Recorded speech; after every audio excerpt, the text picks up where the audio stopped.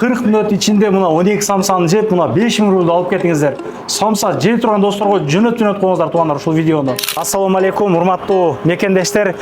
Пражская, Южная жакта, Сарысынок, Кантемис жактагыларга максимал түрдө жөнөтүп коюңуздар туугандар. Буйруса мынакей тандыр самса деп, адал деп өзү мекендештер тарабынан ачылып иштеп атат. 10-дон 10га чейин иштейт экен. Пока что 10-дон 10га чейин эми клиент көбөйүп кеткен болсо, круглосуточно иштейбиз дейт да. Пражская метросунун 4-быктынан чыгып эле жолду карай басып туруп эле мына сол менен до конца келесиздер. 65-чи ушундай павильон болуп калат экен да. Мына адам кайнап атат иштенчи. Кирип чыгып жеп атат.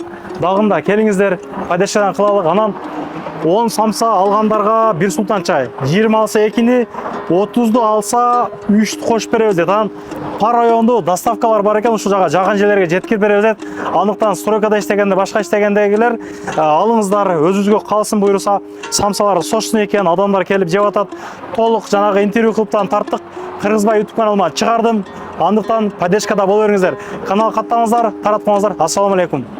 Анан дагы мекендештер кимдир бирөөлөрдө кирди чыкты маселелери болуп, ишеничтүү адамдарды таппай жаткан болсоңуздар, мен ушул жерге Сүйүн агамдын номерлерин коюп койгонмун. До конца айдайт, келгенден кийин 3 айга коюп берет, чыкпай туруп, чорныйдан, базадан текшерип берет. Ушул окшогон 7 орунду Альфард Сианалар менен чыгып келесиздер. Сүйүн кирди чыкты ушул жерге коюп койдум.